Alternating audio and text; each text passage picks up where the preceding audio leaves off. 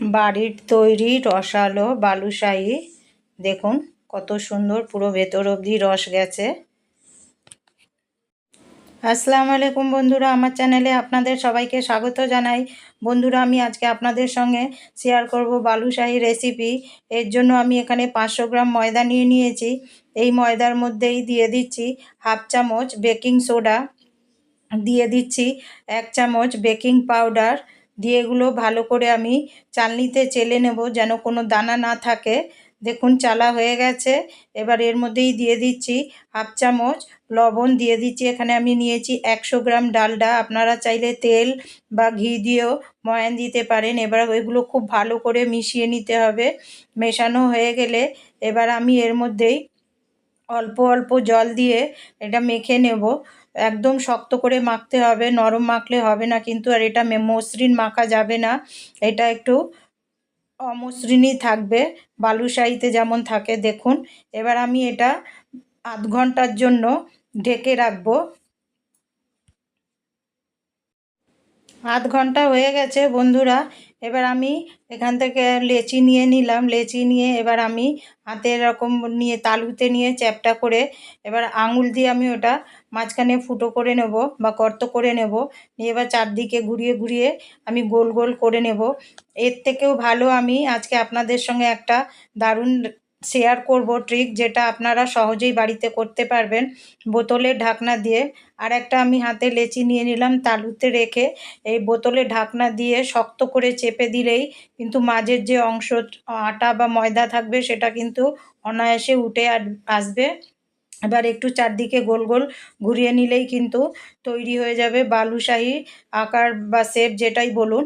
দেখুন আমি ঠিক ওই বোতলে ঢাকনা দিয়ে কিন্তু আমি এগুলো তৈরি করেছি। কত সুন্দর হয়েছে, আপনাদের একদম কাছ থেকে দেখাচ্ছি। আপনাদের সুবিধার জন্য আমি আর একটা আপনাদের দেখিয়ে দিচ্ছি। হাতের তালুতে এরকম লেচি নিয়ে এরকম গামলা বা হাতের তালুতেই এরকম একটু চাপ দিলেই মাঝের অংশটা উঠে আসবে আর এরকম সুন্দর তৈরি হয়ে যাবে।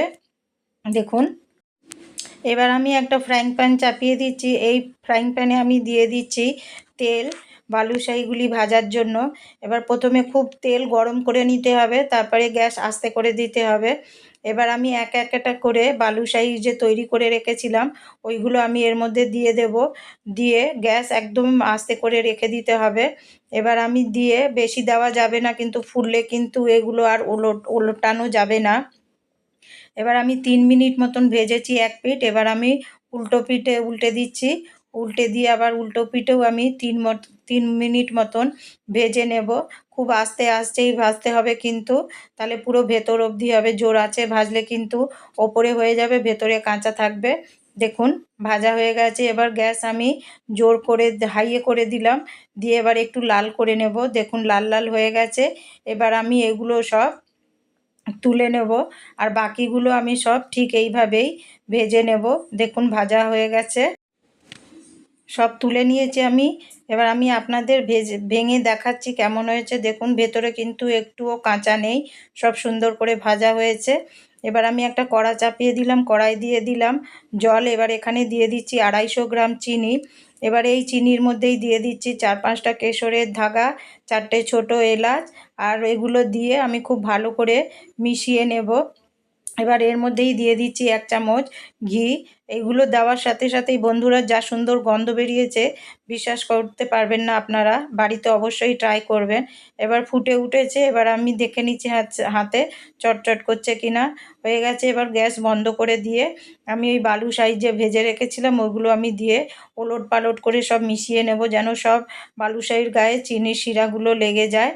এবার আমি এখন অর্ধেকটা দিয়েছি আর অর্ধেকটা আমি এগুলো তুলে তারপরে দেব। এবার আমি মিশিয়ে এগুলো আধ ঘন্টার জন্য ঢেকে রাখবো। আমি আধ ঘন্টা পরে আপনাদের দেখাচ্ছি কেমন হয়েছে। আধ ঘন্টা হয়ে গেছে। দেখুন এগুলো খুব ভালো করে যার রস টানা ছিল টেনে নিয়েছে, আর বাকি রসে যেগুলো রয়েছে আমি ওইগুলো দিয়ে দেবো। দেখুন পুরো ভেতর অবধি রস গেছে, খুব সুন্দর লাগে খেতে।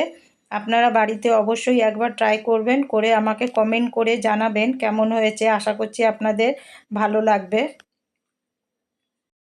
তৈরি হয়ে গেল রসালো একদম বালুশাহী। বাড়িতে অবশ্যই আপনারা একবার ট্রাই করবেন, করে আমাকে কমেন্ট করে জানাবেন কেমন হয়েছে। দেখুন পুরো ভেতর অবধি রস গেছে আমার রেসিপি ভালো লাগলে প্লিজ আমাকে সাপোর্ট করবেন, আমার পাশে থাকবেন। লাইক শেয়ার কমেন্ট করতে ভুলবেন না। দেখা হচ্ছে পরের ভিডিওতে। আল্লাহ।